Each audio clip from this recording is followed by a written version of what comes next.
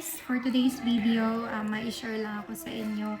And sa mga hindi pala nakakilala sa akin, ako si Karen, isang nurse dito sa Amerika, sharing my journey, yung pag-process papunta dito, yung experience ko as a nurse dito, and yung pamumuhay namin ng pamilya ko dito sa US.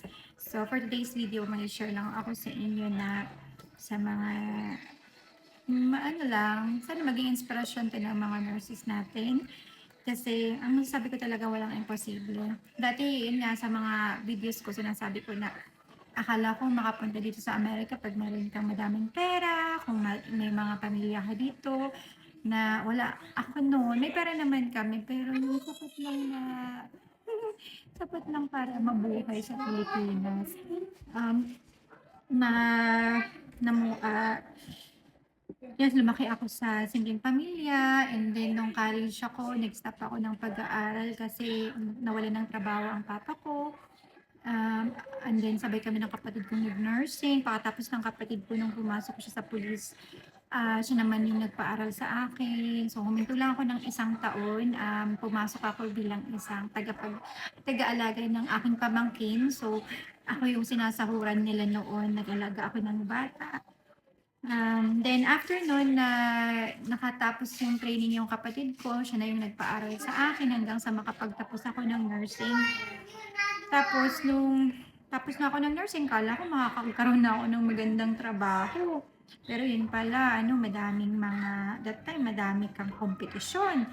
Mahirap kang pumasok sa public hospital, and then kailangan mo pa ng backer.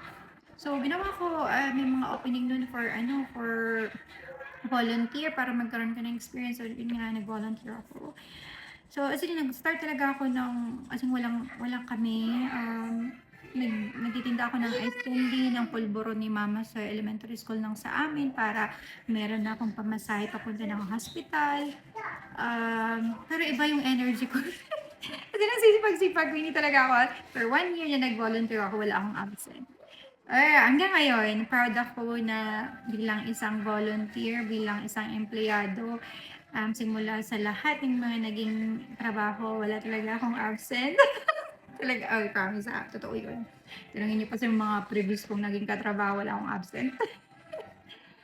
So, yun nga. And then, so, yun, nag-volunteer ako, hanggang sa parang pagod ako, wala akong sahod, di ako nakakatulong sa magulang ko.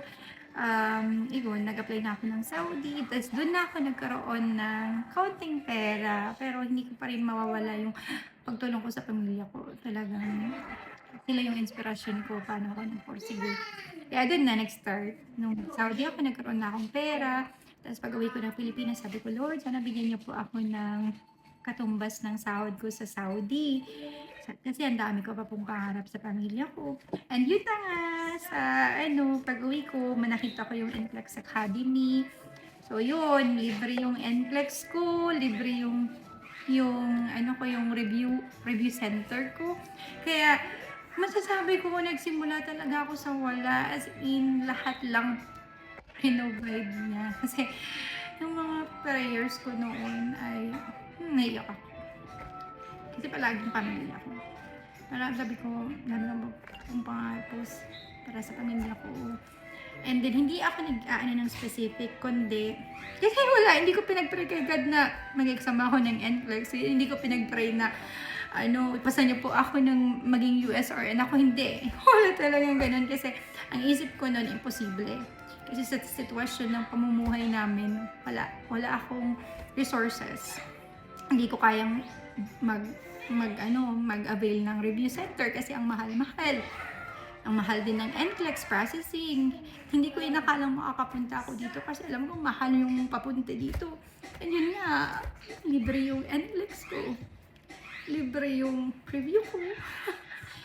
Libre yung papunta ko dito. Sagot ng agency. Kaya wala talagang imposible. Kaya sa mga kapwa ko nurses dyan, walang imposible. Manalig lang kayo sa kanya. And then, gawin nyo lang. As in, kung may kumatok na opportunity, kung may kita kayo na libreng NCLEX, grab nyo yan. Kasi yung 2 years na bond, madali lang yan. madali lang yan. And at least, di ba, libre yung NCLEX mo, and then nagtatrabaho ka, sumasahod ka. So, yun talaga. As in, yung journey ko, masasabi kong, Lord, thank you. Kasi, yung hindi ko kaya, yung wala kami, provide niyo yun lahat. Kasi nagsimula talaga ako sa wala. Pero, along my journey, siya talaga yung nagbibigay ng lahat from NCLEX. And then yun nga, nung nagtatrabaho ako sa Pilipinas as a USRM, ang ganda nga ng sahod nila. Doon ako nakapag-ipon para sa panggastos ko papunta dito. Kasi, syempre, sagot ng agency ko yung fare ko. And then, binigyan din naman nila ako ng paunang bayad para sa renta ko. And, ayun, sa mga susunod pa lang video, share ko din sa inyo kung ano yung, magkano yung pocket money ko. And then, ano yung ginawa ko for the first month. So, yun lang guys. Thank you for watching. And sana na-inspire kayo sa video ko na walang imposible. Basta, andyan palagi yung Panginoon. So, thank you for watching. Have a good day. And please follow me for more videos. Thank you.